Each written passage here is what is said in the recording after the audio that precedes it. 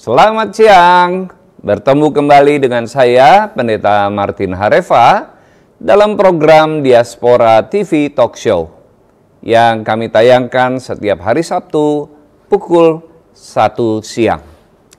Pada talk show hari ini, kita kedatangan narasumber yang spesial, seorang anak muda yang tidak terlahir Kristen, besar dan tumbuh di Jakarta.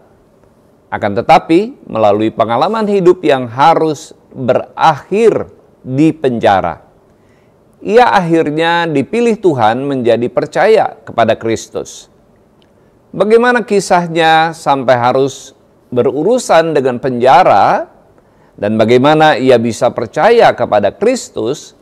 Langsung saja kita sapa narasumber kita, Marcus Refli. Shalom. Marcus Refli, boleh tahu sebelum menjadi pengikut Kristus, nama Marcus itu dari mana? Nama Marcus itu nama baptis saya. Oh. Sebelumnya itu nama saya sama-sama M. Oh, sama-sama M ya. M Rafli, kalau dulu Muhammad Rafli, sekarang M Rafli juga, tapi ganti jadi Marcus Rafli. Oh, itu asal muasalnya nama Marcus ya. Terima kasih sudah bergabung dengan kami di Diaspora TV. Kita akan berbincang-bincang bagaimana kisahnya Marcus Rafli sampai percaya kepada Kristus. Tapi sebelumnya kita berdoa dulu ya. Oke.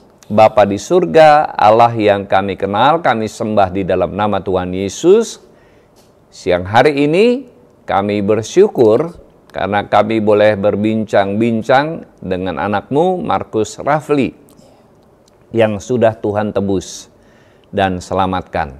Kami ingin berbincang lebih jauh lagi. Kami mohon Roh Kudus menuntun kami dan memberkati pembicaraan kami sehingga menjadi berkat bagi setiap orang yang menyaksikan dan mendengarkan talk show ini.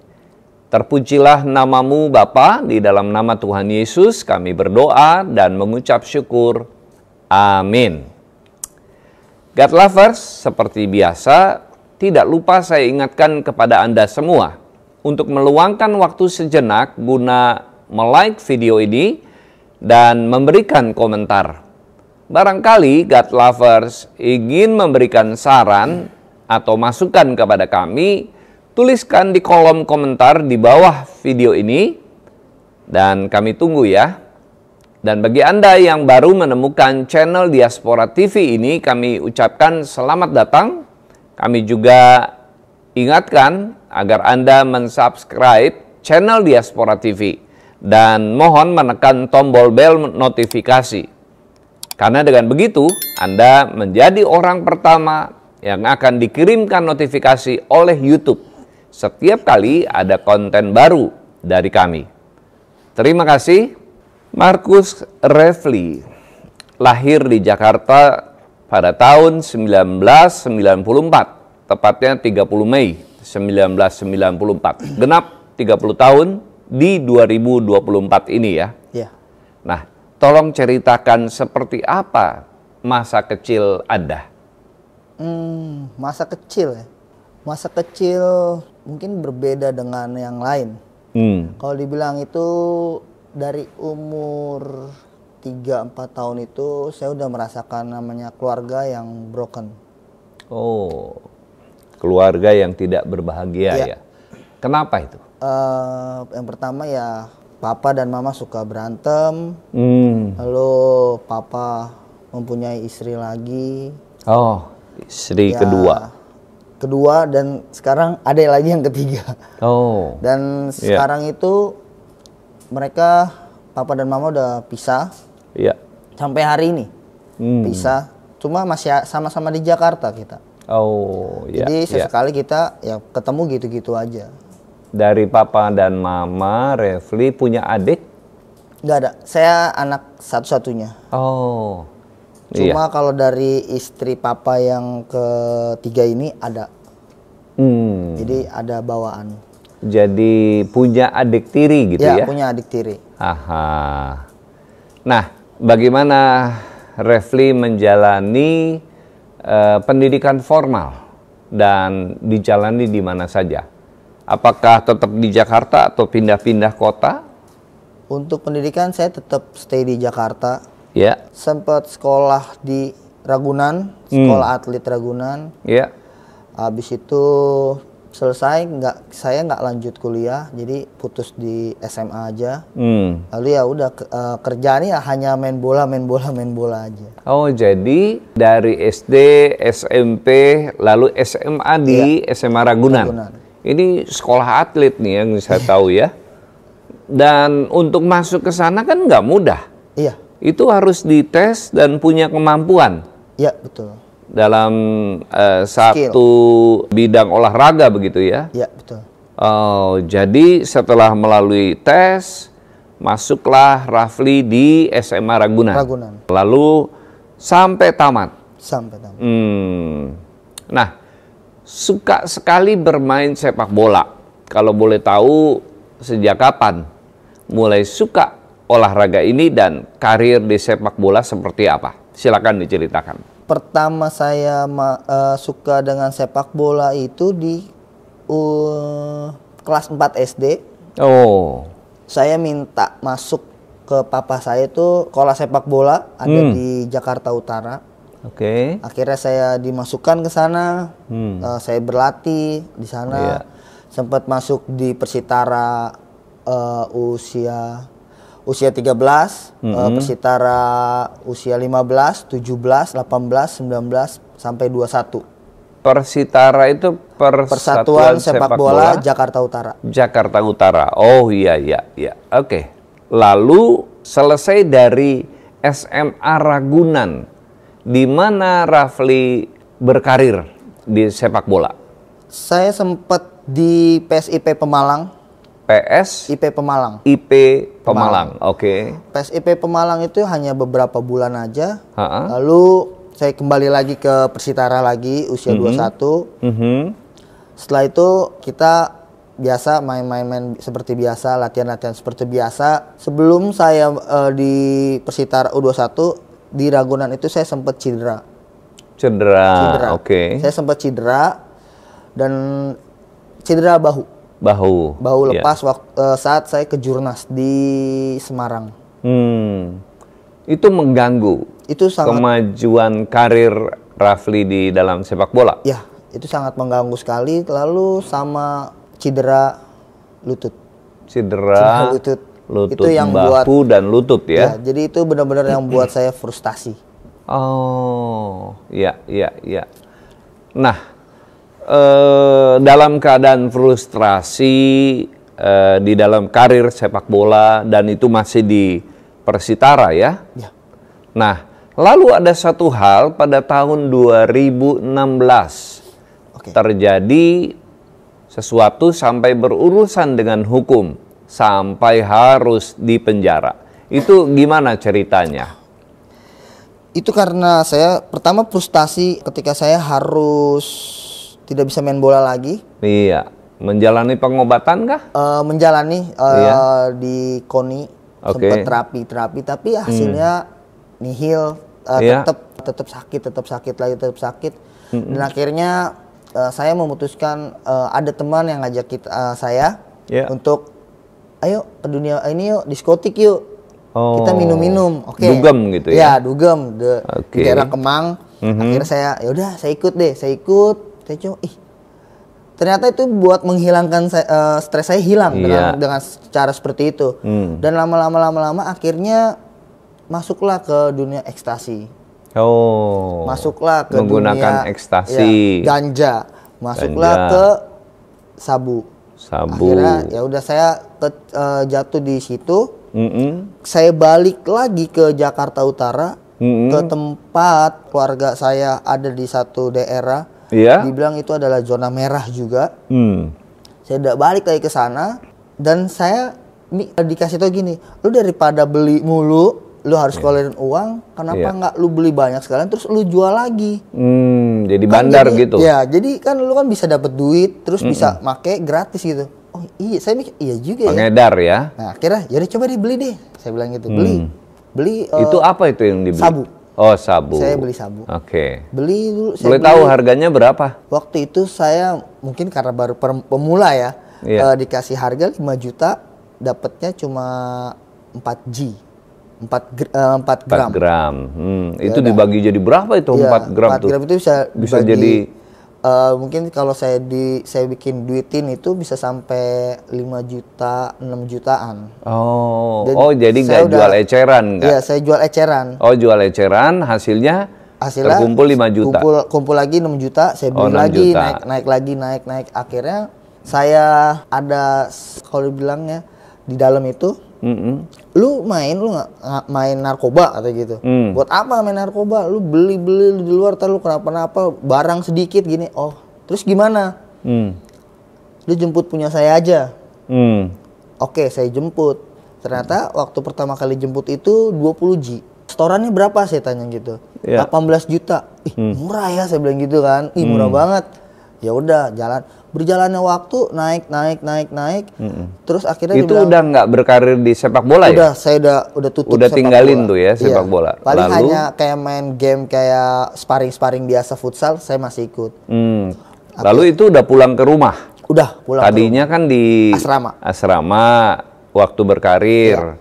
Lalu selesai berkarir karena kondisi tubuh yang sakit. Kembali ke rumah. Di daerah Jakarta Utara, di daerah Cilincing. Oh, daerah Cilincing. Daerah G itu ya? Daerah merah itu ya? Zona merah kalau dibilang. Zona merah. Oke. Dan akhirnya saya dikenalin satu bos Nigeria.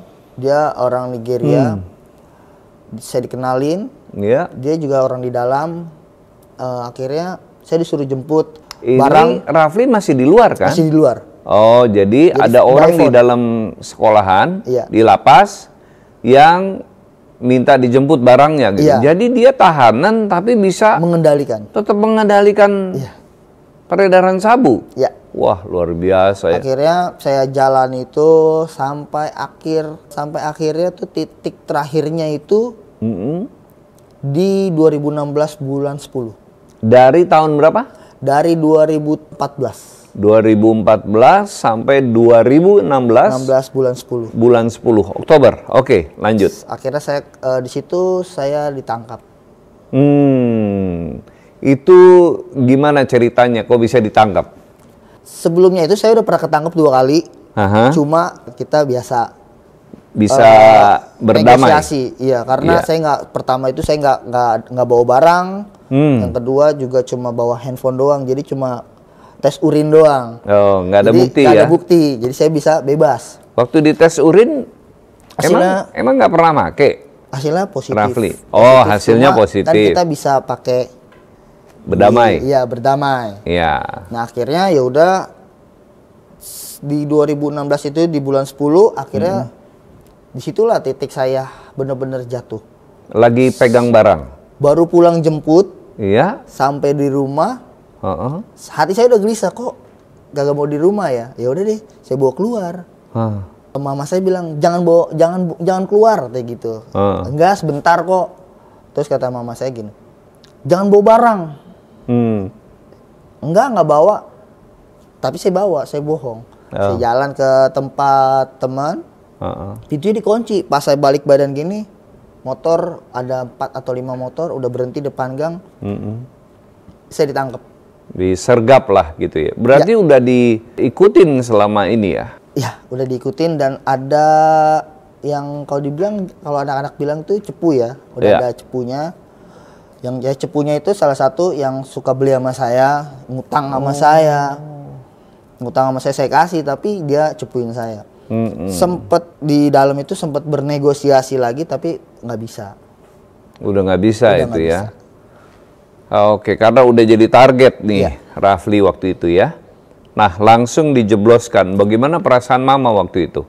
Mama waktu itu, saya ketangkep itu kan pas depan mama saya. Oh ya?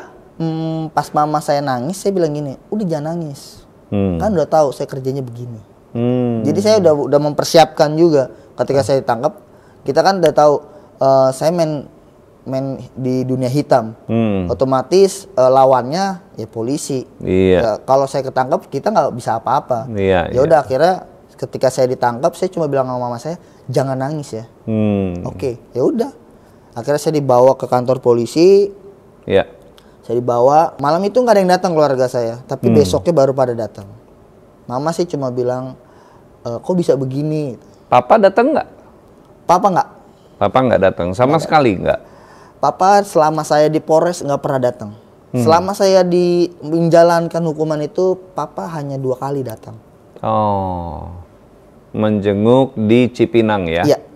Oh, waktu di Polres, Papa nggak Datang. nggak hadir. Dan saat sudah dijatuhi hukuman, berapa tahun kalau boleh tahu? Saya kena hukuman itu 6 tahun, subsidiar 6 bulan. 6 tahun, subsidiarnya 6 bulan, berarti 5,5 tahun dijalani? Jalaninnya ya 5,5 tahun. Oh, oke. Nah, sebelum kita lebih jauh, saya ingin tanya nih sama Rafli. Apa hasil selama 2 tahun dalam bermain sabu? Pasti kan dapat duit banyak. Iya. Lalu apa hasilnya? Misalnya beliin mama rumah, beliin mama perhiasan, perlengkapan dapur misalnya. Silakan. Kalau dibilang itulah bodohnya saya ketika main narkoba itu, nggak ada yang jadi apa-apa. Nggak jadi apa-apa. Jadi ada sebagian udah ada tabungan, tapi ketika ditangkap ya itu buat 86. Jadi kita menyimpan uang untuk kalau terjadi apa-apa kita bisa pakai duit itu. Nembus. Iya, untuk nembus. Buat nego dengan polisi. Iya. Oh, jadi nggak ada hasil dari selama 2 tahun berjualan itu? Cuma paling ada motor. Jadi motor ada beberapa.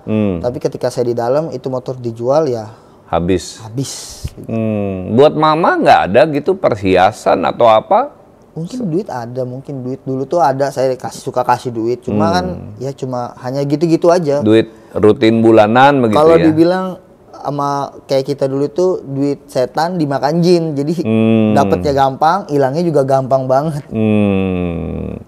Iya, karena hasil dari jualan sabu, ya habisnya juga begitu-gitu aja. Begitu saja, tidak ada bekasnya sama sekali.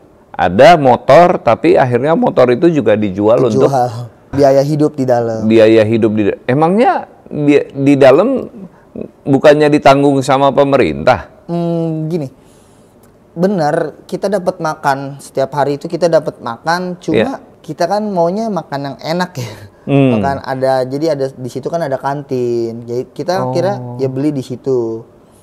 Tapi selama saya di dalam itu, ketika saya bertemu dengan bos saya, kita punya kamar sendiri, cuma isinya kita berdua doang. Hidup juga udah mulai enak, maksudnya enaknya tuh kita udah nggak harus makan cadong. Kalau di penjara itu kan makannya namanya makan cadong. Apa itu cadong? Ya makanan yang dapat dari penjara. Isinya apa itu menunya? Isinya itu variasi, ada ikan nasi, misalkan pagi itu telur, nasi telur, sayuran. Siang nasi, ikan asin, sayuran, atau daging, sayuran, nasi gitu-gitu aja. Ada daging juga? Ada, cuma dagingnya kan daging yang kecil-kecil gitu sih. Daging suwir gitu? Iya. Iya. Nah, lalu di dalam ketemu sama bos? Ya. Bos sabu? Iya. Jadi hidupnya agak terjamin dong? Agak terjamin. Nah, lalu apa yang terjadi dengan Rafli ketika ada di dalam lalu terjangkit tuberkulosis? Oke. Saya itu pemakai narkoba yang kalau dibilang kacau sekali. Di saat orang pakai narkoba jenis sabu yang harus pakai alat hisapnya, atau kalau dibilang bong, kalau saya enggak. Saya bisa langsung hisap langsung, nggak pakai alat penghisap sabu, atau lewat hidung. Oh, jadi pakai sedotan begitu? Iya, langsung dibakar. Hirup? Misalnya kita pakai foil atau cangklong, dibakar, baru ini sedotan, saya hisap gini aja, nggak pakai alat hisap lagi. Nah, itu langsung dihirup. Itu saya ada satu orang Taiwan kalau nggak salah, orang Taiwan, dia yang kasusnya 1 ton sabu kalau nggak salah. Wow, di Cipinang? Ya. Ditahan ya, oke. Itu satu lapas sama saya. Itu hidup saya kacau-kacau. Narkoba kacau, semua deh, semua. Akhirnya... Tapi ngomong-ngomong, di dalam make nggak? Ya. Di dalam? Sempet saya jadi bandar juga di dalam. Wow. Bisa? Iya. Masuknya dari mana? Itu kalau dibilang hanya orang atas ya. Kalau dibilang dari bahasa kita itu orang-orang atas aja. Urusan orang atas lah kalau dibilang gitu. Pokoknya jadi intinya ada salah satu bos yang memasukkan barang itu dan saya dikasih untuk pegang di dalam situ. Oh, iya, iya. Jadi peredaran di dalam tuh bebas? Bebas. Yang penting punya duit? Ya. Jadi duit juga beredar di dalam ya? Sangat-sangat beredar. Bahkan pemutaran duitnya itu lebih cepat. Saya itu di dalam ketika saya jadi bandar itu, kalau dibilang apotik Pak. Apotik. Karena obat kalau di luar kan apotik itu obat. Buat beli obat. Kalau di sana apotik buat beli narkoba. Ya, saya salah satu pemegang jenis sabu di sana. Pemutaran duitnya itu sangat cepat sekali. Lebih cepat dari waktu di luar? Iya. Wow. Satu hari itu saya bisa 18 juta, 22 juta. 18 sampai 22 juta. Berarti orang-orang yang ada di lapas narkoba itu orang-orang kaya semua dong? Ya, bisa dibilang seperti itu. Karena kan mereka mungkin punya simpanan juga kan. Jadi waktu keluarga datang itu baru saya kasih. Misalkan mama mau datang, mau besuk, mau lihat, oh ya udah, ntar saya kirimin uang buat dia masak sama buat dia ongkos. Oh gitu. Jadi pas mama datang itu bisa kasih uang juga ke mama ya, karena Rafli di dalam jadi bandar. Iya. Nah, oke. Jadi kehidupan di dalam itu cukup enak begitu ya? Ya, dibilang dalam segi materi begitu. Segi materi dibilang enak, sangat enak sekali. Saya rasain banget yang namanya megang duit belasan juta. Tapi ya gitu, duitnya habisnya ya di judi aja. Oh, judi dan main judi lagi di dalam? Iya, kita ada judi online. Oh, online mah di luar dong ya? Kan pakai handphone bisa. Oh, pakai handphone. Oke. Jadi di dalam itu jadi bandar, lalu main judi, lalu make. Iya. Akhirnya terkena TBC. Jenis MDR. Maksudnya apa itu? Multi drug resistant. Multi drug resistant. Oh, jadi resisten terhadap obat? Iya. Obat TBC yang warna merah itu saya udah nggak bisa minum itu. Resisten. Nah, lalu akibatnya Rafli masuk di rumah sakit karena mengalami, gimana itu bisa parah sakitnya? 2016 di Rutan sampai 2017 saya dilempar ke lapas Cipinang kriminal. 2017 sampai 2020 saya dipindahkan ke narkotik. Oh, lapas narkotik. Beberapa bulan saya di lapas narkotik, saya sakit. Di Cipinang juga ya? Ya, di Cipinang juga. Oke. Saya ke klinik, tes dahak, hasilnya TBC MDR. Dan dokter bilang gini, kamu nggak bisa dirawat di sini karena obatnya nggak ada. Jadi kamu harus dipindahkan ke rumah sakit Pengayoman. Rumah sakit Pengayoman itu khusus untuk narapidana. Nyampe di sana, sebelum nyampe saya udah dibilangin sama dokter di klinik, pengobatan kamu itu 18 bulan, 2 bulannya recovery, pemulihan. Jadi setelah kamu di sana selama 20 bulan. Oke. Gimana kamu mau? Ya nggak apa-apa buat kesembuhan saya. Akhirnya saya nyampe di Pengayoman. Ya udah, saya berjalannya waktu masih tetap pakai narkoba. Oh, masih dikirimin juga? Iya. Saya suruh orang saya bawain 5 gram, bawain 3 gram buat pakai. Bawain ganja buat tidur. Masih suka dibawain. Tapi sempet saya drop. Sempet saya drop itu pertama saya lihat teman saya dulu. Dia muntah darah, Yeah. Segede-gede gini darah, gumpalan-gumpalan darah. Ini di temen di rumah sakit? Di rumah sakit, satu Okay. kamar. Ah. Terus akhirnya saya, kita bakalan kayak gini nih. Ya kalau lu nggak kuat ya kita begitu. Akhirnya terjadi saya beberapa bulan kemudian, muntah darah. Beberapa minggu kemudian saya muntah darah.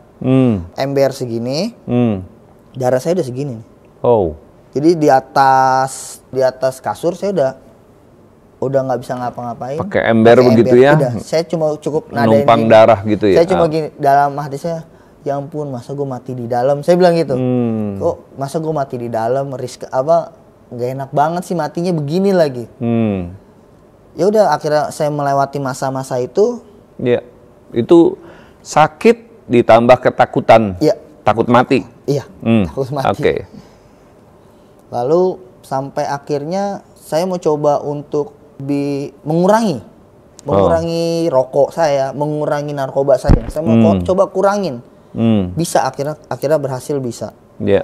Lalu saya disinilah titik di mana saya menerima Tuhan Yesus. Oh, gimana ceritanya tuh? Ketika saya menjalankan di pengayoman pengobatan itu, teman SD saya, mantan saya yang sekarang jadi istri saya, kita akhirnya kita balikan kontekan. Saya dapat nomornya dari WA grup. Saya dapat nomornya, jadi telepon-teleponan. Sempat saya bohongin dia dulu. Saya bilang saya di rumah sakit Persahabatan. Saya nggak bilang saya di dalam penjara. Ini pacar di luar? Iya. Pacar di luar, dia nggak tahu kalau saya di dalam. Masuk sekolah? Iya. Oh gitu. Saya bilangnya saya lagi sakit tapi saya di Persahabatan. Saya bilang gitu, bukan di pengayoman. Akhirnya saya nggak tenang gitu. Terus saya ngomong jujur ke dia akhirnya. Berapa 2 hari dapat 2-3 harian saya jujur. Saya sebenarnya bukan di Persahabatan, tapi saya di pengayoman. Dia akhirnya dia tahu, oh pengayoman itu kan rumah sakitnya. Iya, rumah sakit narapidana. Narapidana kok bisa gitu. Iya, saya kasus narkoba, saya ceritain gini-gini. Oke, nanti besok saya besuk kamu ya. Mau besuk, oke. Dia besuk, biasa aja, kita biasa besuk. Ngobrol-ngobrol, nanya kabar. Dapat beberapa minggu, dia bilang gini, sebenarnya aku nggak bisa jalanin yang kayak gini, capek. Karena terang dan gelap tidak bisa dapat disatukan. Maksudnya apa? Saya bilang gitu. Iya. Ini deh, lu kasih gua waktu dulu, saya bilang gitu kan. 3-4 minggu, sebulan lah, saya bilang gitu, untuk mikir, saya bilang gitu. Ternyata hari itu ketika dia bilang seperti itu, malamnya saya perjumpaan pribadi sama Tuhan. Nah, saya tanya dulu nih, pacar ini dia agamanya apa? Kristen. Oh, Kristen. Lalu waktu besuk dia bilang, saya nggak bisa nih jalanin hubungan yang begini terus-menerus. Waktu besuk itu masih biasa aja, tapi pas di by phone kita udah menjalani 2 minggu, 3 minggu, baru dia bilang, terang dan gelap tidak bisa disatukan. Saya mikir kan, apa sih maksudnya terang dan gelap gitu.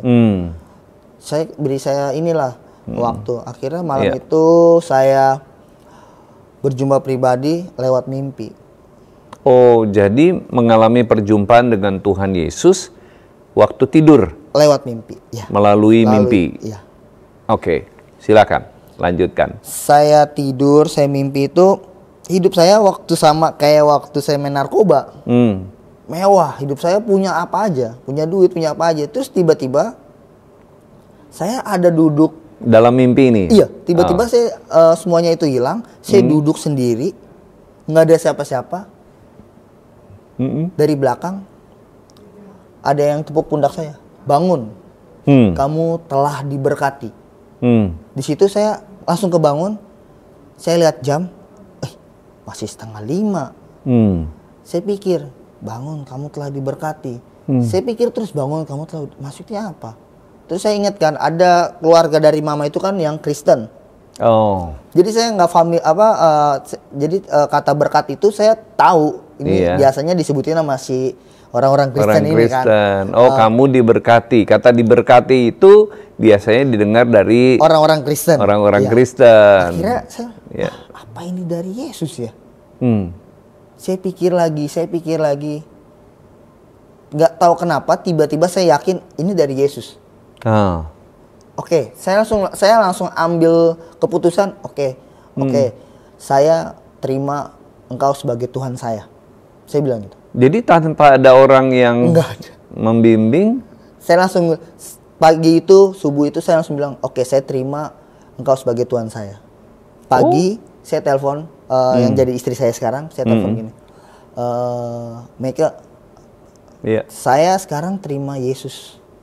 Kok bisa? Iya, tadi saya habis berjumpa pribadi sama Tuhan Yesus. Tapi kalau kamu mau meninggalkan saya, kita nggak jadi, terus kamu tinggalin saya akan tetap sama Yesus. Saya bilang gitu. Oke, bener ya kamu terima Yesus ya, bukan karena enggak. Kalau lu mau tinggalin gue juga, gue akan tetap sama Yesus. Oke.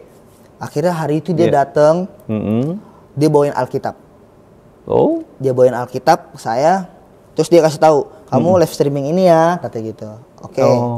Baca Alkitab, terus saya baca dari perjanjian lama kan. Dari Kejadian. Ya, Kejadian saya baca.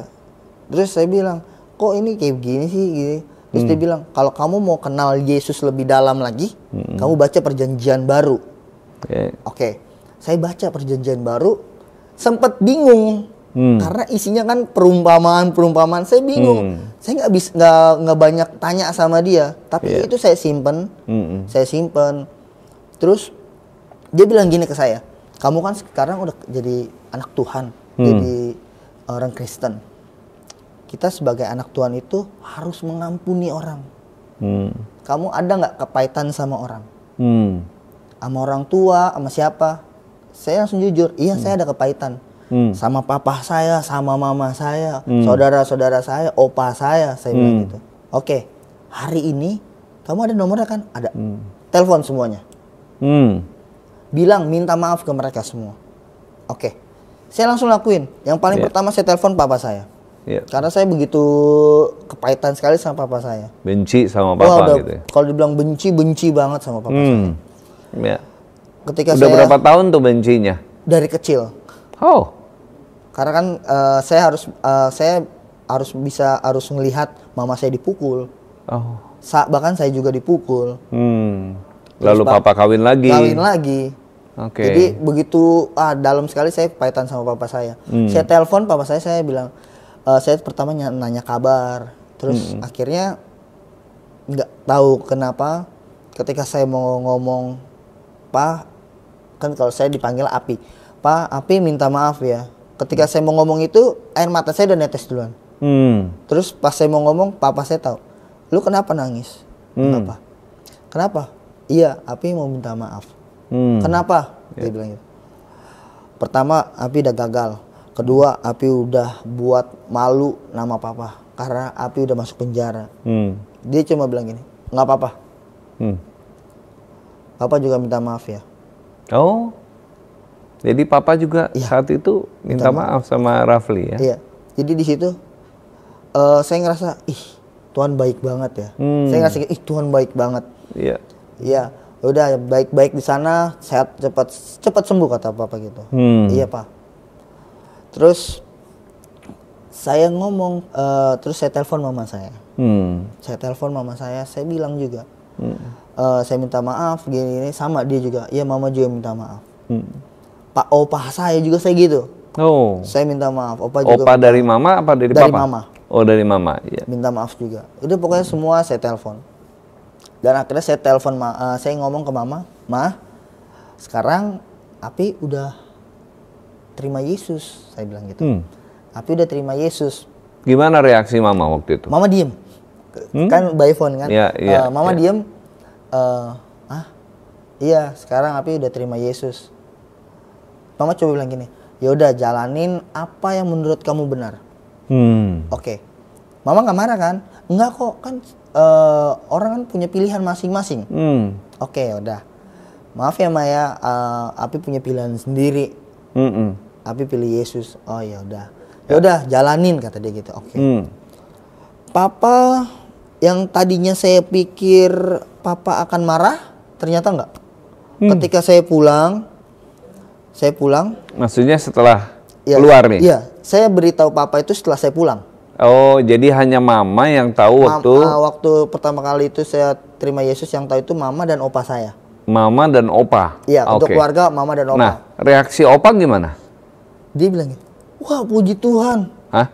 Karena opa Kristen kan. Oh, opa Kristen. Saya bilang gini, opa sekarang Api udah terima Yesus.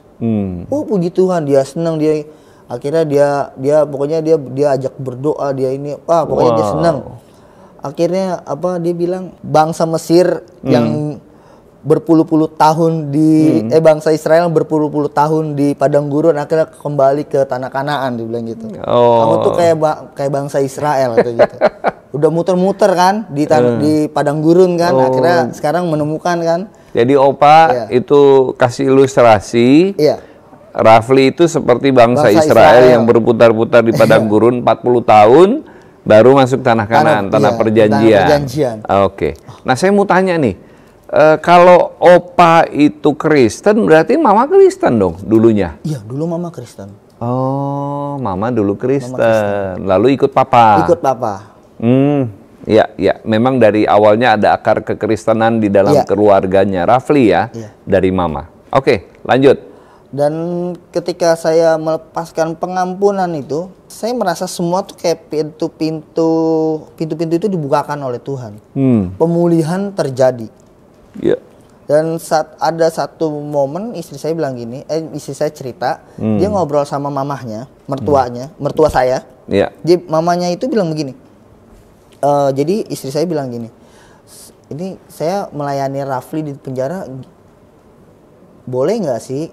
Terus mama mertua saya bilang gini, bilangin sama Rafli, Yesus itu datang bukan untuk orang-orang yang beriman. Tapi untuk orang-orang yang berdosa. Ketika istri saya menyampaikan itu ke saya, saya merenung. Saya merenung terus saya terus baca Alkitab kan, dapat ayatnya itu. Oh, iya. Nah, saya iya ya, gue kan orang yang berdosa ya. Dosa apa sih yang belum pernah? Seks bebas udah, narkoba udah, judi udah, apapun udah saya lakuin. Berarti benar-benar Tuhan tuh datang untuk saya ya. Terus dapat lagi satu ayat lagi, bukan kamu yang memilih aku, tapi aku yang memilih kamu. Saya langsung dibukakan 15. Lagi. Saya langsung dibukakan. Oh, berarti kemarin bukan gue yang milih Tuhan, tapi Tuhan yang milih gue. Saya bilang gitu. Terima kasih Tuhan. Nah, di situ sepanjang hari saya cuma minta Tuhan pulihkan saya. Kesehatan atau kehidupan? Minta pemulihan hidup. Oh, pemulihan hidup. Ya. Pulihkan saya Tuhan. Dari hidup yang bejat, yang bobrok, yang rusak. Jadi Rafli minta pemulihan, bukan kesembuhan ya? Bukan tapi kesembuhan. Pemulihan. Oke. Pemulihan. Lalu istri bilang gini. Kalau kita udah jadi anak Tuhan, kamu harus beriman. Kalau kamu ini pacar nih waktu itu ya, masih pacar. Kalau kamu berimannya kamu sakit, kamu akan sakit terus loh. Tapi kalau kamu berimannya kamu sehat, kamu sembuh, kamu akan sehat terus loh. Oh gitu ya. Saya di situ saya belajar. Dan satu momen dia tunjukin lagi live streaming. Kamu ikutin live streaming ini ya. Satu hamba Tuhan. Live chat aja, live chat. Saya live chat. Terus akhirnya situ saya minta doakan untuk kesembuhan saya. Di situ baru saya minta doakan kesembuhan saya. Minta pemulihan dan kesembuhan. Berjalannya waktu, ada satu momen ketika saya live chat, dibalas sama dia, sama timnya. Dibilang gini, hari ini Tuhan memberikan kamu paru-paru yang baru. Oh, doanya itu? Iya. Balasan saya minta didoain. Oke, saya langsung, ya amin. Ini buat saya Tuhan. Dan setelah saat teduh itu, biasanya kan emang hamba Tuhan itu dia langsung habis saat teduh dia mendoakan ada beberapa kan permasalahan atau sakit penyakit. Tapi hari itu dia mendoakan satu. Dia mendoakan satu, dia mendoakan ini. Roh Kudus bilang sama saya, hari ini keluarga saat teduh, ada keluarga yang saat teduh yang sedang mengalami sakit TBC, yang sedang mengalami muntah darah. Hari ini Tuhan memberikan paru-paru yang baru. Wow. Dan di situ saya langsung tangkep. Saya ingat kata istri saya, kamu harus imanin. Saya tangkep, saya imanin. Tuhan, ini buat saya. Tuhan, ini paru-paru baru untuk saya. Amin. Akhirnya saya imanin. Setelah 3 hari, mujizat terjadi. Dari doa itu setelah 3 hari, mujizat terjadi. Apa yang dirasain sama Rafli? Biasa aja. Biasa aja, kayak biasa, bener-bener kayak biasa aja gitu. Nggak ada kayak yang panas atau nggak ada, biasa Tapi aja. kok tahu mujizat? Hari ketiga, ketika habis didoakan terus 3 hari kemudian, saya dapat WA dari Rumah Sakit Persahabatan. Persahabatan? Ya. Oke. Selamat ya Rafli atas kesembuhannya. Oh, padahal ini masih di Rumah Sakit Pengayoman? Masih di Rumah Sakit Pengayoman, dan saya bangun tidur, saya baca itu, saya telepon, Pak, kok saya sembuh, saya bilang gitu, kok saya disembuhkan? Iya, kamu disembuhkan. Kan saya baru 10 bulan Pak pengobatan, saya bilang gitu kan. Saya kan 20 bulan mestinya ya? Iya, karena saya 20 bulan baru setengah perjalanan Pak. Iya, dari hasil tes lab kamu, ronsen kamu, dahak kamu, kita juga nggak ngerti, semuanya baru. Dan saya di situ, hah, serius Pak? Iya, makanya kami berani mengeluarkan surat pernyataan kalau kamu sembuh. Apa dari sejak doa sampai Rafli mengalami mujizat itu, pernyataan bahwa sembuh, itu ada pemeriksaan? Ambil darah. Oh, jadi itu tiap hari ambil darah? 1 bulan sekali. Jadi bulan kebetulan sekali. sebelum didoakan itu 2 hari sebelumnya kita ambil darah. 2 hari sebelum didoakan dites ambil darah. Ronsen segala macam. Baru 2 hari setelah ambil darah didoakan. Dapat doa itu didoakan. 3 hari kemudian hasilnya keluar. Jadi dari ambil darah sampai pernyataan sembuh itu ada 5 hari. 5 hari. Tapi anehnya belum didoakan, tapi kok udah sembuh ya? Hasilnya. Iya. Hasilnya itu saya bilang, kok bisa ya? Saya bilang gitu. Kok bisa sih? Iya, saya juga bingung. Kenapa kok bisa kayak gini? Jarang ada yang terjadi. Apalagi kita sampai melihat hasil ronsennya itu bersih total. Kan biasanya kata dia biasanya masih ada kabut. Iya. Tapi ini nggak ada sama sekali. Saya langsung bilang, masa iya sih? Saya habis itu saya tutup telepon, saya langsung bilang, gila ya Tuhan Yesus ya. Gue baru kenal dia, gue baru nyembah dia. Dulu gue hujat, dulu saya hujat, saya hujat gini, lu ngapain doa sama Yesus? Dia aja disalib, dia aja nggak pakai baju, mau minta sama dia? Saya sempat bilang kayak gitu. Ini ngomong ke pacar nih dulu? Ke saudara saya. Oh, ke saudara. Karena saudara saya kan sebagian ada yang Kristen kan. Ada yang Kristen. Ngapain oh. Gitu? Saya bilang, ngapain dia? Jadi gitu? Ngeledek lah. Ngeledek. Ya, saya. Tapi pas kejadian itu, pas saya disembuhkan, saya langsung gini, Tuhan, gila ya Yesus ya.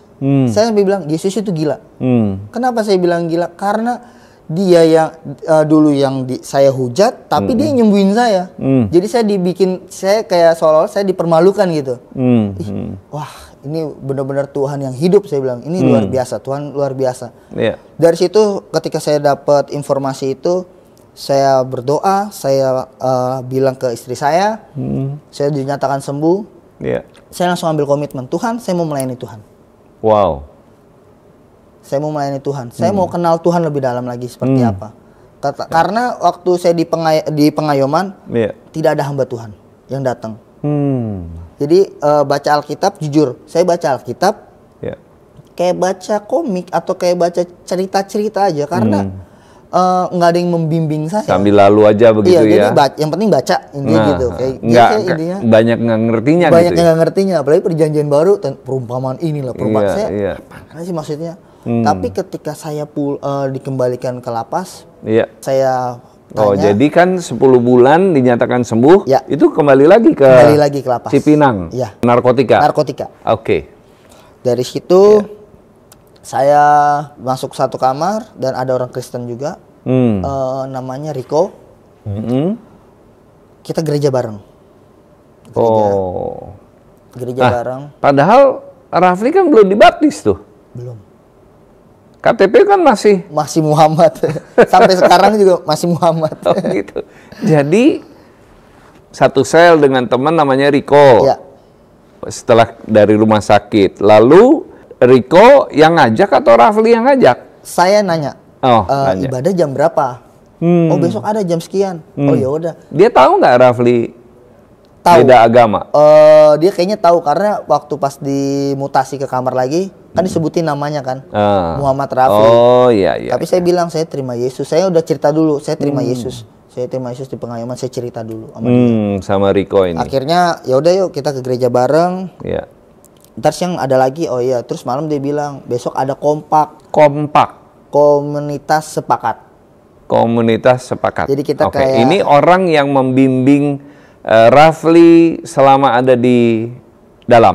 Iya betul. Itu berapa tahun tuh sampai lepas? Oh enggak, saya cuma hitungan bulan. Oh, itu udah mau bebas saya. Udah mau bebas ya. Oke, lanjut. Makanya saya ketemu Ko Heri.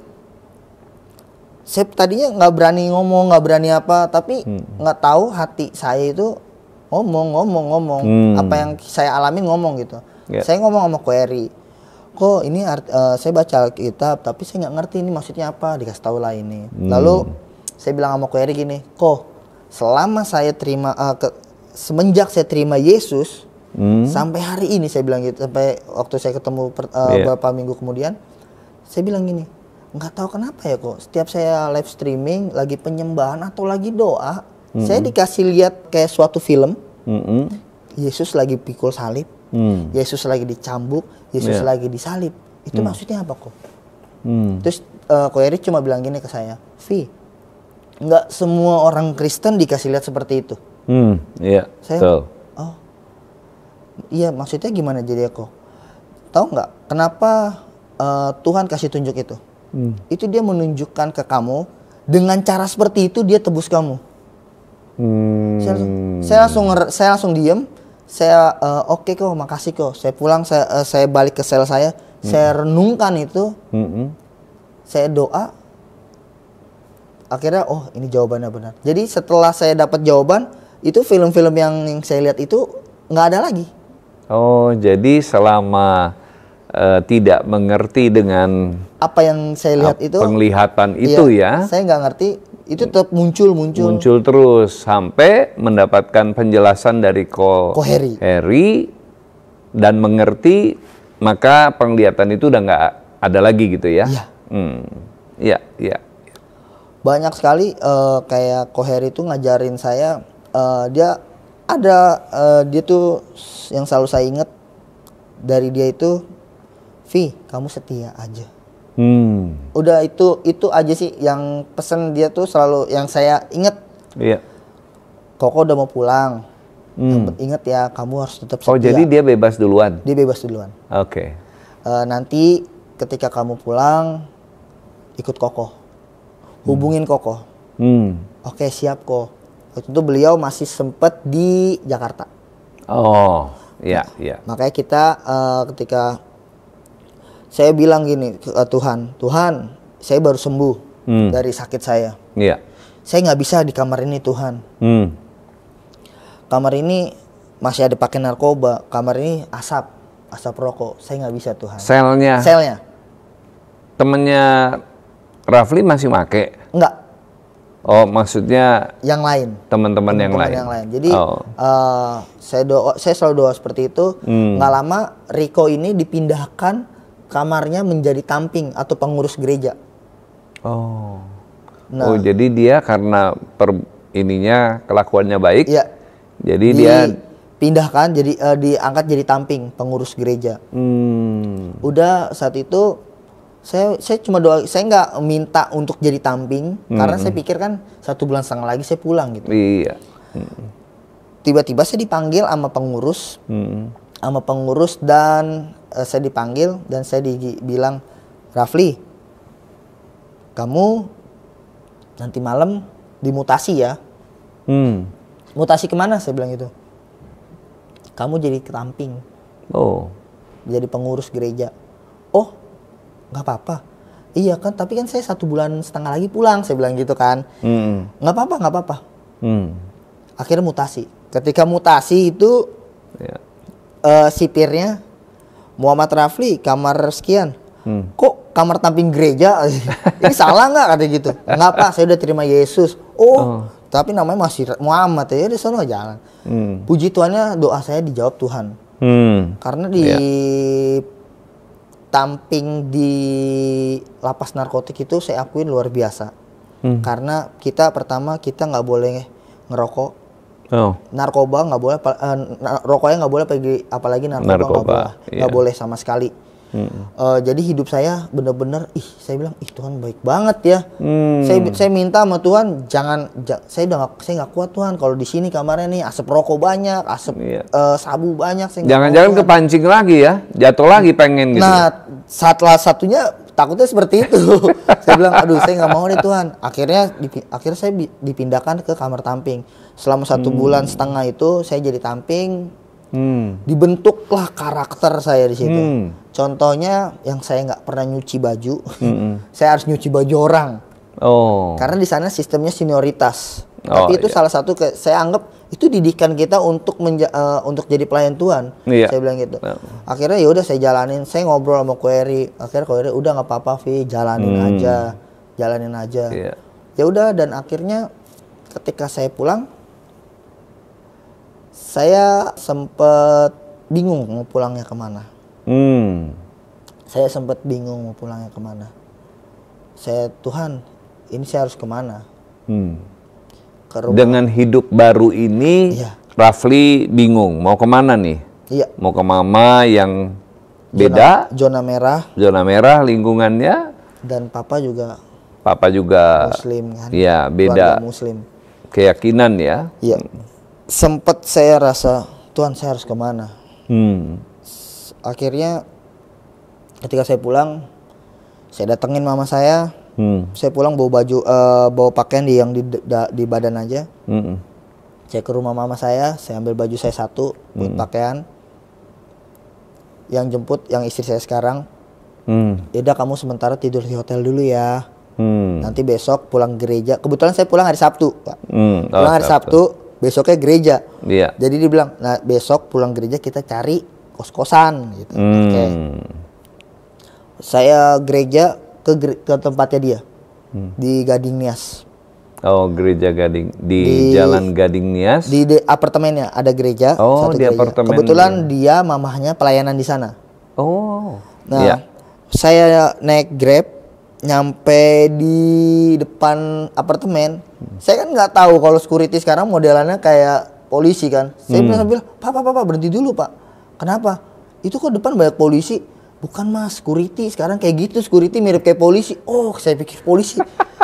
Masih trauma ya? Masih ada trauma. Akhirnya saya turun, saya telepon, di mana? Di Bougainville. Saya tanya-tanya kan, Tower Bougainville, saya naik. Towernya, saya naik, ya udah saya bergereja di sana. Akhirnya gembalanya datangin setelah ibadah, gembalanya datangin saya. Pendeta siapa itu? Gembala kita namanya Indra. Pendeta Indra. Dia doain saya. Setelah didoain, dia bilang gini, Rafli setia di sini ya. Bulan depan kalau kamu setia, kamu ikut pelayanan di sini.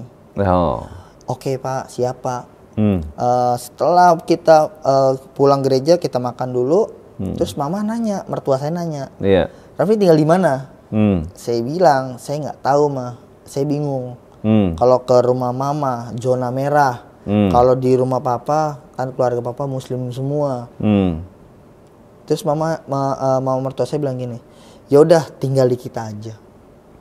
Jadi nanti di apartemen kan 2 kamar, jadi nanti kamu tidur sama kakaknya Meike. Jadi ini waktu dulu manggilnya masih tante dong ya? Mama, saya udah panggil mama. Udah langsung manggil mama? Iya, oke. Terus yaudah nanti kamu tidur sama Aldo kakaknya. Sementara Meike tidur sama mama, sama adiknya, sama papanya di kamar yang belakang gede. Oke, yaudah. Yaudah berjalan di situ. Saya belajar di situ. Saya bilang gini. Waktu saya di dalam, saya bilang gini ke istri saya, bentar ya, istri saya suka ngomong, bentar ya, kita mau doa dulu. Jadi ada mesbah keluarga. Saya sampai bilang gini, jujur ya, aku tuh sirik ngeliat keluarga kamu. Aku bilang gitu, aku nggak pernah yang namanya kayak gitu ngumpul berdoa, nggak pernah. Terus akhirnya Tuhan izinkan saya ada di situ. Yuk kita doa dulu yuk, sebelum tidur kita doa. Saya bilang, ih Tuhan baik banget ya, ngasih keluarga baru yang ada mesbah keluarganya. Saya di situ bersyukur sama Tuhan. Lalu saya pikir gini, kalau saya di rumah mulu, apa kata mertua dan yang lain ya kan, orang di rumah itu. Akhirnya saya cari kesibukan, saya ke papa saya. Saya ngomong ke papa saya, "Pa, Api udah terima Yesus." Oh iya. Oh, jadi papa nih yang beda keyakinan. Ketika Rafli bertemu, yang pertama ngaku dulu. Ya. Udah terima Yesus. Terima Yesus, saya bilang, saya terima Yesus gini. Iya, gue udah tahu kok, dia ngomong gitu. Oh, udah tahu, ada yang cerita. Oh ya. Papa nggak marah, itu kan urusan lu, kan pilihan lu. Yang penting jangan mempermainkan agama, gitu. Jangan lu udah terima Yesus nanti lu balik lagi. Lu sama aja mempermainkan Tuhan kalau kayak gitu. Kalau lu udah terima apa yang lu pilih sekarang, jalanin apa aturannya. Gitu. Oke. Ya Pak. Terus satu lagi Pak, apa? Api butuh kerjaan. Kerjaan ya, yaudah nanti Papa cariin gitu. Oke. Ya, saya bilang oke. Terus beberapa hari kemudian, besoknya pada 2 hari kemudian, mama tiri saya telepon saya, Pi, si Papa lagi nyariin kerjaan ya? Iya. Oh ya udah. Ntar kalau dapat lakuin yang bener ya. Iya. Akhirnya saya tanya dong, Pa, gimana udah dapat belum? Gini nih kata dia. Gua punya lahan Alfa Midi, kata dia gitu. Ada lahan parkir Alfa Midi. Lu mau nggak parkir di situ? Tapi lu setoran ke gua, kata dia gitu. Oh ya udah, setorannya berapa? Kalau pagi sekian, kalau dari pagi sampai jam 3 sore sekian, kalau dari jam 3 sore sampai tutup sekian, kata dia gitu. Oke. Saya jalanin. Ada 2 shift tuh. Ya, saya jalanin lah. Jalanin. Saya bilang kok Papa nggak pernah datang. Kalau saya jaga nggak pernah datang. Saya bilang kenapa ya? Terus saya tanya sama mama tiri saya. Tan, kenapa sih Papa kalau Api yang jaga dia nggak pernah mau datang? Nih, kemarin tuh Papa ngomong dia nggak tegang lihat lu kayak gini. Oh gitu. Ya saya bilang dalam hati saya, ya nggak apa-apa lah Tuhan, yang penting kerja benar, saya bilang gitu kan. Udah bilang aja nggak apa-apa, nggak masalah. Akhirnya di situ Papa mulai datang. Ya udah kita ngobrol kita jaga. Ya duitnya setiap hasil saya parkir saya kasih ke istri saya. Yang waktu itu statusnya masih jadi pacar. Nih duitnya dapat sekian. Ya ntar kita buat makan bareng aja. Emang duit nggak dapat ya, puji Tuhan lumayan ya Pak. Sehari berapa tuh kira-kira? Kalau saya jaga pagi itu bisa 150 atau 200 ribu. Wow. Kalau dikumpulin dari sore. Tapi kalau sore sampai tutup itu bisa 300. Oh lebih banyak. Iya lebih banyak. Lebih gede. Iya lebih gede. Jadi itu duit saya kasih ke istri saya. Sampai akhirnya kita saat gereja di satu gereja yang saya pemberkatan. Lalu menikahlah. Iya. Menikah di situ. Setelah keluar berapa bulan tuh menikah? Saya menikah di bulan 9. Jadi saya pulang 5 bulan kemudian. 5 bulan kemudian menikah. Oke. Banyak sekali yang Tuhan beri ke saya itu hal-hal yang di luar akal pikiran saya. Kalau saya bilang, wah, kok Tuhan bisa sampai segininya. Ketika kita mau menikah, otomatis kita membutuhkan biaya kan, betul. Pak. Saya harus tetap parkir. Karena kan tetap kerja. Karena saya pikir kan itu kan penghasilan saya di parkiran itu. Ternyata selama saya parkir, teman saya udah ngintai saya. Datang, dia bilang, "Vi, ayo make yuk." Saya bilang, "Gue udah enggak." Oh, ini temen narkoba dulu nih. Iya, dia tahu saya di dalam juga. Rokok, gue udah nggak ngerokok. Serius? Iya udah enggak. Besoknya datang lagi. Godain terus. Iya, sampai akhirnya dia bilang gini, gue ada barang 20 kilo. Waduh. 22 kilo. Gue ada barang 2 kilo. Jalanin, Vi. Gue udah gak main. Yaudah lu cariin aja temen lu atau lobang deh. ntar lu gue transfer 20 juta. Kalau lu mau lu pegang nih, gue transfer duitnya. Enggak. Saya cerita ke istri saya, kata istri saya gini, stop parkiran. Saya bilang, hah, stop parkiran? Terus nanti kita buat biaya pemberkatan kita. Stop. Kalau ini dari Tuhan, Tuhan yang nyiapin. Dia cuma ngomong kayak gitu. Kalau ini dari Tuhan, Tuhan akan siapkan. Percaya nggak? Kalau pernikahan kita ini dari Tuhan, Tuhan akan siapkan. Oke, saya percaya. Saya di situ saya belajar beriman dari dia. Lapor ke papa dong? Enggak, saya nggak lapor ke papa. Saya bilang, Api gantiin aja ya, gantiin orang aja. Soalnya ada kerjaan baru, saya bilang kayak gitu. Oh ya udah, sibuk pelayanan, saya bilang gitu. Oh ya udah. Akhirnya sampai hari H pernikahan, sampai saya bingung, kok kita bisa pemberkatan ya? Sampai saya bilang gitu, kok kita bisa sampai di saat ini ya? Yeah. Yang dari nol, saya bilang sebelumnya saya bilang gini, kita menjalani hubungan bukan dari nol, tapi dari minus. Iya nggak apa-apa. Pokoknya kalau ini dari Tuhan, Tuhan yang mencukupkan semuanya. Jadi saya bersyukur punya istri yang radikal. Saya bilang, jadi saya di situ, iya juga ya. Kalau dari Tuhan, ngapain kita takut? Pasti Tuhan siapkan. Ternyata benar, semuanya disiapkan gitu. Sampai saya bilang, wow, Tuhan luar biasa ya. Hal-hal yang sepele pun Tuhan siapkan. Sampai terakhir itu yang saya ingat, kita belum bisa catering. Yeah. Belum ada duit, sedangkan belum bisa pesan catering ya. Sedangkan 2 hari lagi, pas 1 hari lagi kita udah acara. Terus tiba-tiba gimana ya, kita nggak ada duit lagi gitu. Istri saya bilang, udah sabar aja, ntar juga Tuhan tolong. Temennya telepon, Kak, lu udah beli cateringan belum? Iya nih, lagi begini-gini aja. Lu mau pakai kartu kredit gua dulu? Oh boleh, kalau emang itu boleh. Jadi nanti kita gantinya setelah pemberkatan ya. Saya bilang gitu. Saya bilang sama istri saya bilang gitu. Oh iya udah. Akhirnya jadi. Selesai pemberkatan, bayar semuanya. Bayar semuanya. Dan saya bilang, Tuhan, saya nggak mau ketika saya ketika saya menikah, saya satu rumah sama orang tua. Saya mau kita punya tempat tinggal sendiri. Iya. Karena kan kalau lebih enak punya rumah sendiri, tempat tinggal sendiri.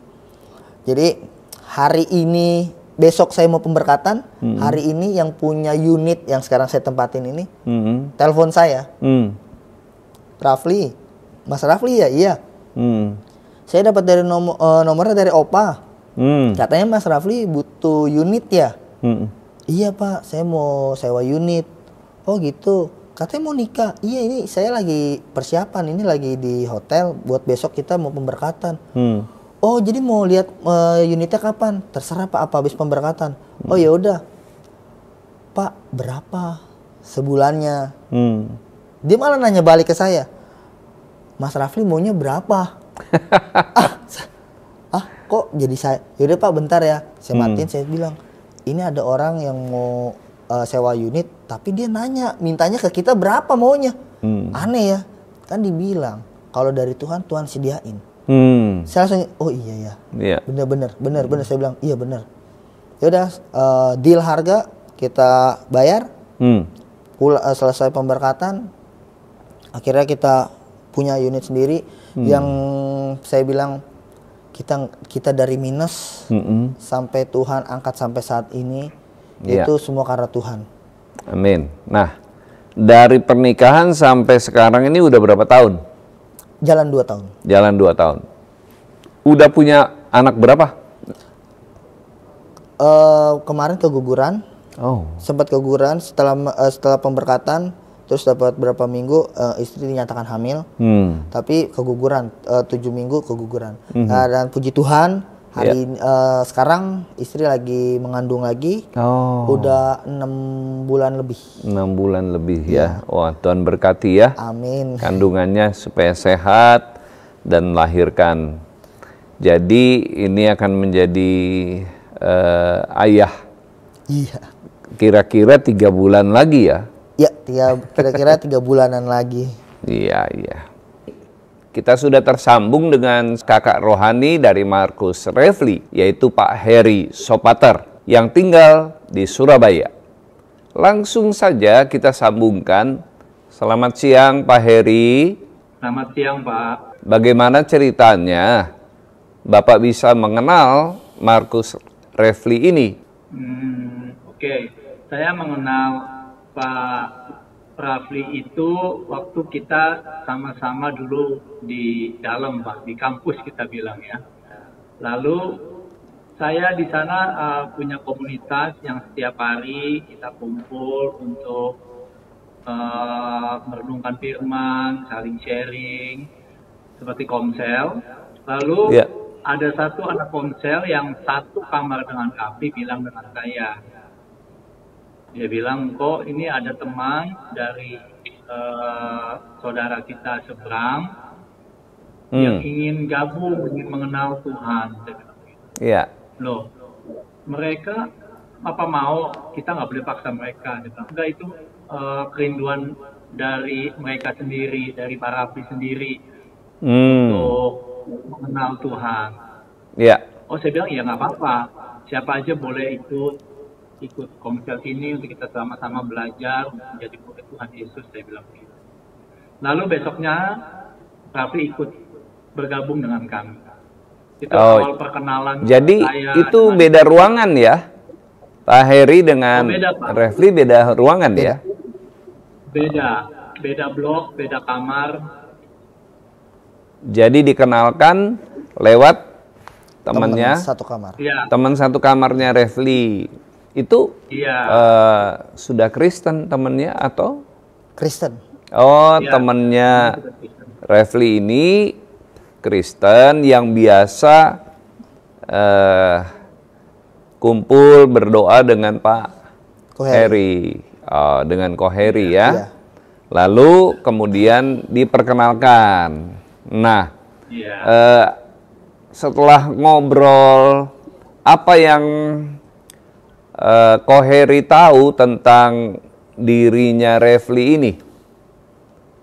Iya, awal Rafli itu dia hanya menjadi pendengar, tapi saya lihat dia cukup antusias mengenal Tuhan.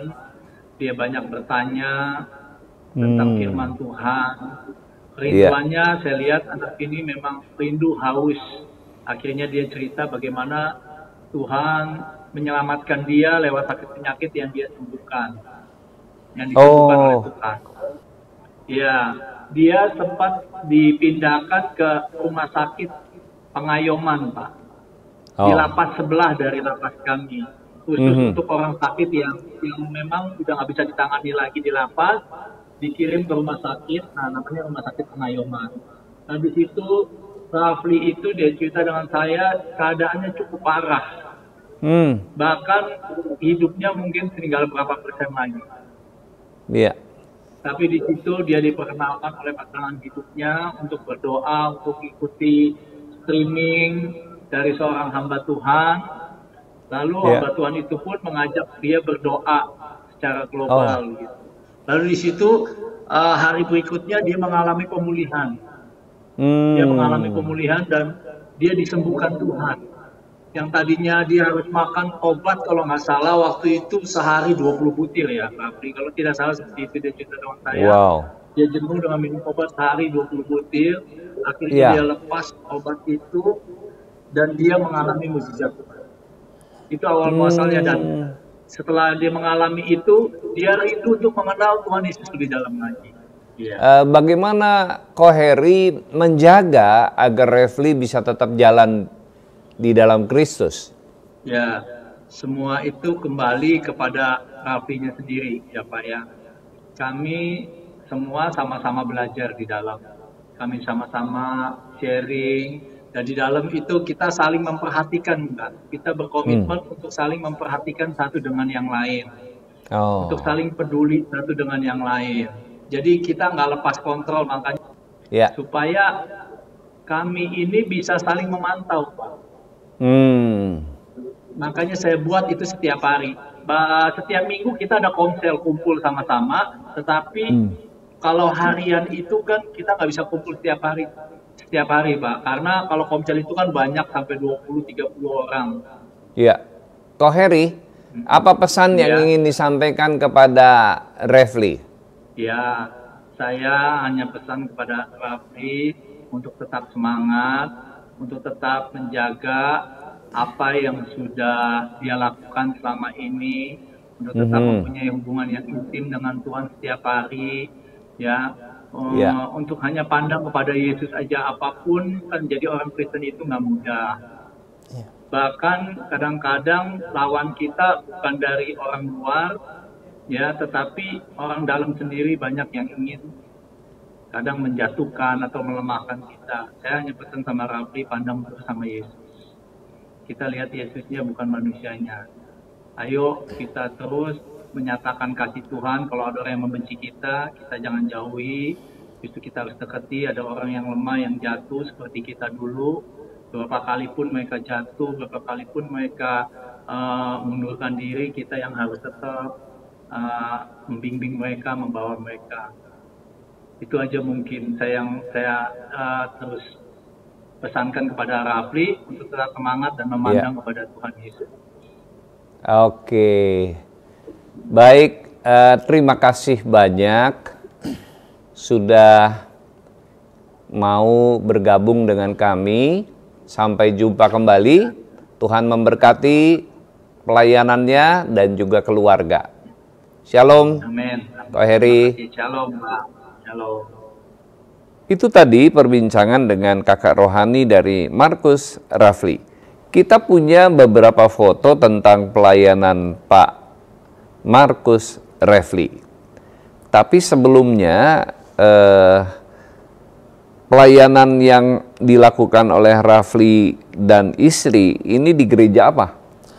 Di GBI, Pak. GBI yang di Kelapa Nias. Di Kelapa Gading. Apartemen Kelapa Gading. Kelapa kita Gading. gereja cabang. Oh. GBI Citra Gen R. Citra Gen R, Gading Nias Residence. Oh, iya. Nah, gembalanya siapa? Kalau gembala global, kalau gembalanya itu Pak Yohanes. Pak Yohanes yang di Citra 1? Iya, betul. Itu, Pak Yohanes Sarjono? Iya, betul. Itu teman saya itu. Iya. Dia gembala kita. Nah, kalau gembala di cabangnya Pak Indra. Pak Indra. Oh, iya. Oke. Baik. Nah, kita punya beberapa foto tentang pelayanannya Rafli dan istri ya. Kita coba tampilkan ya. Kita lihat gambar-gambarnya. Nah, ini bisa dijelasin? Ini saya pelayanan di sekolahan.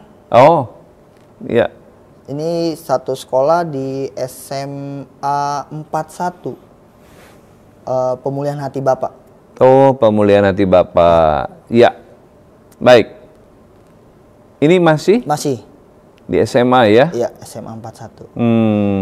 Ini juga 41 juga. Iya. Nah, ini ketika saya baru pulang ke lapas, dinyatakan sembuh ini saya. Oh, iya. Oh, ini masih di dalam tadi ya? Iya, masih di dalam. Itu di gereja di lapas. Gereja di lapas, kesaksian tentang kesembuhan. Oke, wah ini waktu pernikahan. Wah, ganteng juga ya. Rafli dan istri dalam pemberkatan nikah waktu itu. Iya. Oke. Baik. Nah, ini ketika saya pelayanan di lapas Cipinang Kriminal. Oh, jadi setelah keluar nih sekarang Rafli pelayanan juga di lapas ya? Iya. Kembali ke satu kerinduan saya itu pelayanan ke lapas. Saya punya kerinduan Tuhan.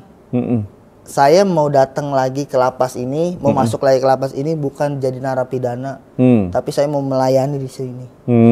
Ya, puji Tuhan, Tuhan beri kesempatan. Iya, puji Tuhan. Ya, nah ini? Nah, kalau yang ini saya baru pertama kali pulang dari lapas, yang paling atas baju biru itu. Iya. Nah, yang bawah, yang sebelah sini, yang kiri itu saya di rumah singgah marginal. Terus di sekolah SMP 152. Terus itu, aduh saya lupa sekolah mana ya itu ya. 116 kayaknya nih, atau sekolah mana? SMP? Iya. Oh. Dan yang paling bawah itu yang ada mimbarnya itu di Lapas Cipinang. Narkotik. Lapas yang saya dulu. Jadi kembali lagi ke lapas itu, tapi gitu, dengan status yang berbeda. Status yang berbeda, melayani Tuhan. Puji Tuhan. Tuhan mengubah begitu luar biasa ya. Hidupnya Rafli yang tadinya adalah pemakai, orang yang rusak. Tapi dengan ajaibnya ketika Rafli menerima Tuhan Yesus di rumah sakit, dan kemudian mengalami mujizat kesembuhan, Tuhan mengubah, tidak berhenti sampai di sana, tapi mengubah hidup Rafli, mendapatkan pekerjaan, lalu kemudian menikah, dan sekarang menjadi hamba Tuhan. Amin. Nah, status Rafli sekarang di gereja sebagai apa? Status saya itu di gereja sebagai ketua komisi youth. Oh, ketua komisi youth pemuda di gereja Citra GBI. Iya, Citra GNR. Citra GNR. Puji Tuhan. Lalu full time di sana? Kalau dibilang full time ya kita full time. Jadi ya kalau dibilang puji Tuhannya tuh gereja GB Citra GNR itu kita kayak gereja kayak milik kita sendiri. Kebetulan mama itu kan mama mertua saya itu dia yang megang kunci gereja sebagai ibu rumah tangga gereja.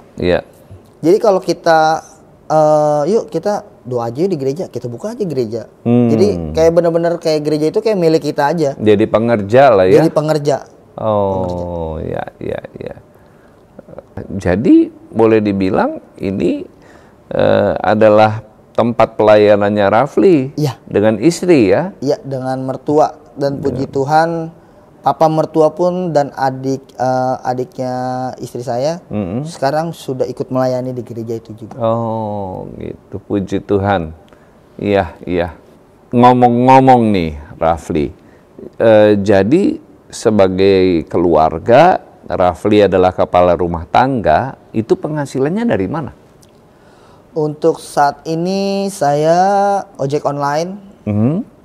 Ojek online, dan ada satu hamba Tuhan di teman komsel, satu komsel, namanya Pastor Chandra. Dia itu berjualan buah-buahan. Dia kasih saya kesempatan, berikan saya kepercayaan. Ini kamu ambil dulu buahnya, kamu jualin dulu eceran. Nanti kalau udah kumpul duitnya, kamu storein ke saya. Jadi sambil ojek online, sambil jualan buah. Buah-buah impor. Buah-buah impor. Ya. Puji Tuhan. Jadi Tuhan membuka jalan sehingga Rafli juga ada penghasilan buat keluarga, karena kan harus sewa unit di apartemen Kelapa Nias ya. Nah, luar biasa kesaksiannya Rafli. God Lovers, tidak lupa kami beritahu bahwa GKRI Diaspora City Center memiliki banyak program terkait diakonia. Barangkali God Lovers semua tergerak untuk mendukung pelayanan kami. Silakan, kami tunggu lebih jelas soal program ini. Kita saksikan video singkat berikut ini.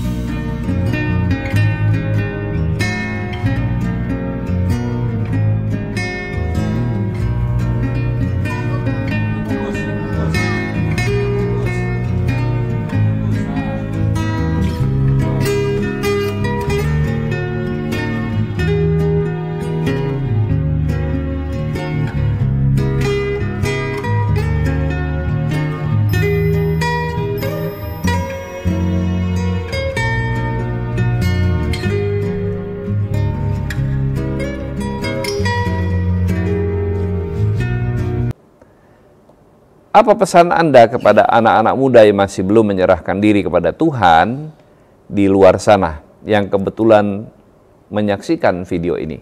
Silakan, Rafli. Untuk perubahan, mungkin pola pikir ya. Pola pikir. Pola pikir. Iya. Karena kan dibilang pertobatan itu merubah pola pikir. Saya diingatkan, oh ya, ternyata pertobatan itu selalu merubah pola pikir yang tadinya duniawi menjadi pola pikir ke Kristus. Oh iya ya, oke. Di situ saya belajar untuk melakukan apa yang harus jadi bagian saya. Ya, yang pertama itu ya saya merubah yang tadinya nggak bisa bertanggung jawab, akhirnya saya harus bertanggung jawab.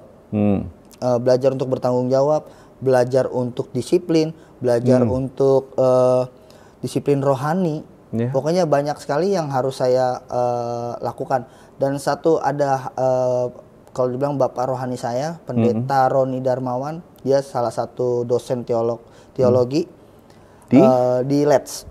Oh, Let's. STT Let's. Ya, dia selalu bilang gini ke saya, Vi, hidup itu belajar. Belajar.